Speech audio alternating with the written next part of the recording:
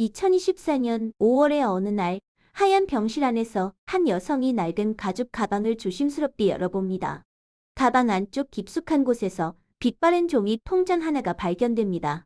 그 통장은 무려 20년 전에 발행된 것으로 가장자리가 달코해져 아버지의 고단했던 세월을 고스란히 증명하고 있습니다. 평범해 보이는 이 작은 통장 안에는 시청자 여러분이 전혀 예상하지 못한 위대한 비밀이 숨겨져 있습니다. 여성의 시선이 통장 안쪽에 인쇄된 숫자들을 향합니다. 1,000원, 1,500원, 2,000원. 통장에는 매일같이 푼돈이 입금된 내역이 빼곡하게 찍혀 있습니다. 단 하루도 거르지 않고 20년 동안 이어져 온 이 규칙적인 입금 기록은 보는 이로 하여금 깊은 의문을 자아냅니다. 아버지는 왜 이토록 적은 금액을 매일 은행에 넣었던 것일까요? 카메라의 시선이 병상 아래에 가지런히 놓인 아버지의 낡은 구두로 이동합니다. 밑창은 심하게 닳아 한쪽으로 기울어졌고 가죽은 곳곳이 갈라져 테이프로 칭칭 감겨 있습니다. 이 구두는 통장에 찍힌 수많은 1,500건과 아주 밀접한 관련이 있습니다. 시청자 여러분은 곧 이 낡은 구두가 품고 있는 묵직한 진실과 마주하게 될 것입니다. 통장의 맨 마지막 페이지, 입금 내역이 끝나는 곳에 아버지가 삐뚤빼뚤한 글씨로 적어놓은 짧은 메모가 보입니다. 메모에는 세상에서 가장 사랑하는 딸의 결혼식 구두를 위하여라고 적혀 있습니다. 그 짧은 문장을 읽은 여성의 눈에서 참았던 눈물이 흘러내립니다. 이제 시간을 거슬러 1997년 대한민국의 가장 추웠던 겨울로 돌아가 봅니다. 1997년 12월 대한민국은 이른바 국가 부도 사태라는 유례없는 경제 위기를 맞이했습니다. 평범한 직장인이었던 45세의 상민 씨 역시 이 거대한 파도를 피하지 못했습니다. 차가운 사무실에서 그는 자신의 이름이 적힌 권고사 직서를 멍하니 바라보고 있습니다. 두 아이의 아버지이자 한 가정의 기둥이었던 그에게 세상이 무너지는 것 같은 절망이 찾아온 순간입니다. 다음 날 아침, 상민 씨는 평소와 다름없이 단정한 정장 차림으로 집을 나섭니다. 아내와 어린 딸에게는 해고 사실을 참아 입 밖으로 꺼낼 수 없었기 때문입니다. 현관문을 나서며 가족들을 향해 다녀오겠다고 손을 흔드는 그의 얼굴에는 억지로 지어낸 옅은 미소가 걸려 있습니다. 하지만 그의 발걸음이 향하는 곳은 회사가 아니었습니다. 지하철역 화장실 가장 안쪽 칸에서 상민 씨는 정장을 벗고 먼지 묻은 작업복으로 갈아입습니다. 잘 다려진 셔츠 대신 거친 천 조각을 걸치는 그의 손끝이 미세하게 떨립니다. 벗어둔 정장은 낡은 가방 안에 구겨지지 않게 조심스럽게 접어넣습니다. 이것이 실직한 가장이 가족을 지키기 위해 선택한 첫 번째 비밀이었습니다. 그날부터 상민 씨의 일터는 서늘한 바람이 부는 건설 현장이 되었습니다. 펜대를 쥐던 부드러운 손에는 무거운 벽돌과 거친 삽이 쥐어졌습니다. 익숙하지 않은 중노동에 허리는 끊어질 듯 아파오고 손바닥은 온통 물집투성이가 되었지만 그는 단 한 번도 쉬지 않고 묵묵히 땀을 흘립니다. 가족들의 생계가 오직 그의 두 어깨에 달려 있었기 때문입니다. 점심시간 다른 인부들이 식당으로 향할 때 상민 씨는 홀로 현관 한 구석에 앉아 차가운 수돗물로 목을 축입니다. 그리고 주머니에서 집에서 몰래 싸온 마른 빵 한 조각을 꺼내 허기를 달랩니다. 점심값을 아껴서라도 생활비를 한 푼이라도 더 보태려는 그의 굳은 의지입니다. 밥을 넘기는 그의 시선은 멀리 하늘을 향해 있습니다. 고된 하루 일과가 끝난 저녁 7시, 상민 씨는 버스 정류장을 그냥 지나칩니다. 집까지는 걸어서 무려 2시간이 걸리는 먼 거리입니다. 하지만 그는 버스 요금 1,500원을 아끼기 위해 기꺼이 걷는 것을 택합니다.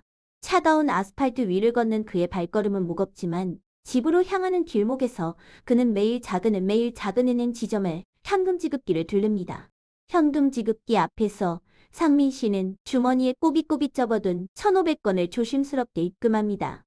그것은 그가 매일 버스를 타지 않고 걸어서 아낀 교통비였습니다. 통장에 찍히는 1,500원이라는 숫자를 보며 그는 피로를 잊은 듯 희미하게 미소 짓습니다.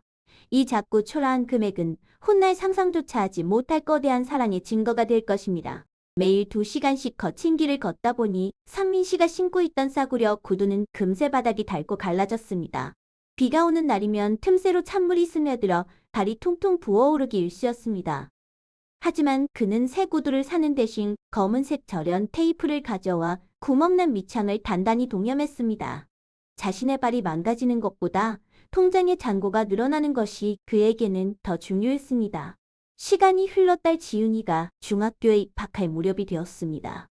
지윤이는 친구들이 신는 예쁜 브랜드 운동화가 부러웠지만 집안 형편을 알기에 부모님께 투정 한번 부리지 않는 속 깊은 아이였습니다.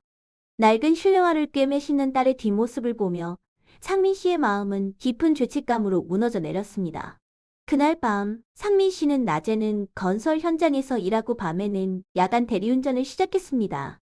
잠잘 시간조차 부족한 혹독한 일정이었지만 딸에게만큼은 세상에서 가장 좋은 것을 주고 싶다는 일념 하나로 버텨냈습니다.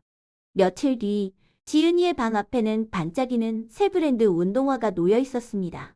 새 운동화를 신고 기뻐서 폴짝폴짝 뛰는 딸을 보며 상민 씨는 세상을 다 가진 듯 환하게 웃었습니다. 비록 자신의 발은 테이프로 감은 낡은 구두 안에서 상처투성이가 되어 진물이 나고 있었지만 딸의 웃음소리는 그 모든 고통을 씻어주는 유일한 진통제였습니다. 그는 딸의 밝은 미래를 위해 기꺼이 자신의 오늘을 희생했습니다. 계절이 수십 번 바뀌고 20년이라는 긴 세월이 흘렀습니다. 상민 씨의 검던 머리에는 어느새 하얀 눈이 내렸고 허리는 예전처럼 꼿꼿하지 못합니다. 매일 1,500원, 2,000원씩 모았던 비밀 통장의 두께도 여러 번 갱신되어 제법 묵직해졌습니다. 그는 여전히 테이프를 감은 낡은 구두를 신고 매일 밤 걸어서 퇴근을 합니다. 성인이 된 딸 지윤 씨는 훌륭하게 자라 번듯한 회사에 취직했고 곧 사랑하는 사람을 만나 결혼을 약속하게 되었습니다. 상민 씨는 딸의 결혼 소식을 듣고 누구보다 기뻐했습니다. 평생을 뒷바라지에 온 딸이 이제 자신만의 가정을 꾸린다는 사실에 그는 밤잠을 설치며 흐뭇해했습니다. 딸의 결혼식을 한 달 앞둔 어느 날이었습니다. 여느 때처럼 건설 현장에서 무거운 자재를 나르던 상민 씨가 갑자기 가슴을 부여잡고 쓰러졌습니다. 수십 년간 누적된 과로와 스트레스가 결국 그의 심장을 멈춰 세운 것입니다. 앰뷸런스의 사이렌 소리가 현장을 울렸고 그는 급히 응급실로 이송되었습니다. 연락을 받고 병원으로 달려온 지은 씨는 의식을 잃고 누워있는 아버지를 보며 무너져 내렸습니다. 산소호흡기에 의존해 가쁘게 숨을 몰아쉬는 아버지는 너무나 작고 초라해 보였습니다. 간호사는 지윤 씨에게 아버지가 현장에서 쓰러질 때 끝까지 손에 쥐고 놓지 않았던 낡은 가죽 가방을 건넸습니다. 지윤 씨는 떨리는 손으로 가방을 열었습니다. 그 안에는 작업복 한 벌과 테이프가 칭칭 감긴 아버지의 낡은 구두, 그리고 빛바랜 통장 여러 개가 고무줄에 묶여 있었습니다. 지은 씨는 아버지의 구두를 꺼내 들고 그 참혹한 상태의 경악을 금치 못했습니다. 밑창은 완전히 닳아 없어졌고 안창은 피와 지물로 얼룩져 있었습니다. 구두 옆에 있던 첫 번째 통장을 펼친 지은 씨는 입을 다물지 못했습니다. 1997년 12월 20일 1,500원, 1997년 11일 1,500원. 날짜와 작은 금액이 쉼없이 찍혀 있었습니다. 그것은 아버지가 실직한 직후부터 매일 밤 추위와 고통을 견디며 걸어서 모은 교통비였습니다. 20년의 세월이 그 작은 종이 위에 고스란히 새겨져 있었습니다. 지윤 씨는 과거의 기억을 떠올렸습니다. 비가 오나 눈이 오나 늘 늦은 밤지친 걸음으로 돌아오시던 아버지. 왜 버스를 타지 않으시냐는 질문에 늘 운동 삼아 걷는다고 핑계를 대시며 빙그레 웃으시던 그 얼굴. 지윤 씨는 그 미소 뒤에 숨겨진 지독한 희생을 20년이 지난 지금에서야 깨달았습니다. 마지막 통장의 맨 끝 페이지에는 잔액 1,000만 원이라는 놀라운 숫자가 찍혀 있었습니다. 매일 1,500원씩 20년 동안 하루도 쉬지 않고 모은 피와 땀의 결정체였습니다. 그리고 그 옆에는 지윤 씨의 가슴을 갈기갈기 찢어놓는 한 줄의 메모가 있었습니다. 우리 예쁜 딸, 결혼식 날 세상에서 제일 좋은 구두 사줄 돈.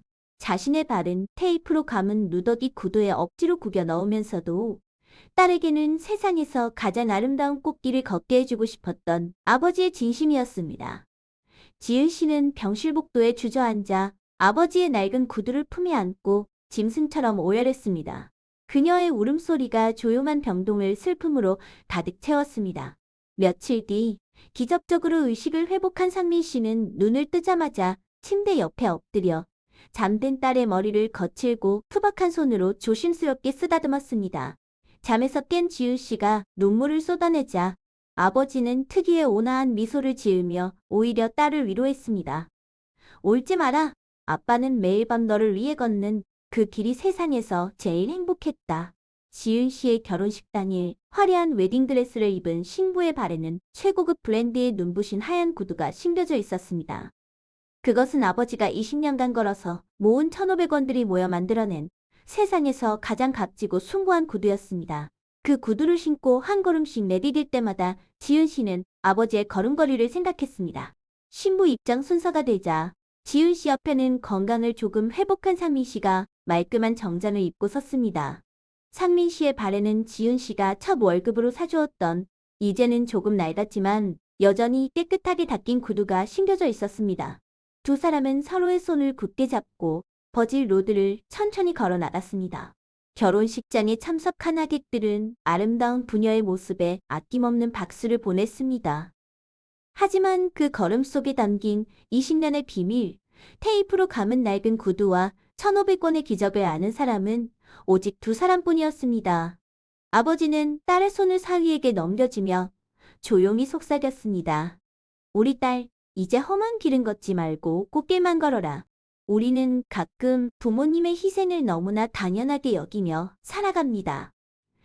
그러나 우리가 편안하게 걷고 있는 이 평탄한 길은 사실 부모님이 피투성이가 된 맨발로 거친 가시밭길을 먼저 걸어내며 닦아놓은 길일지도 모릅니다.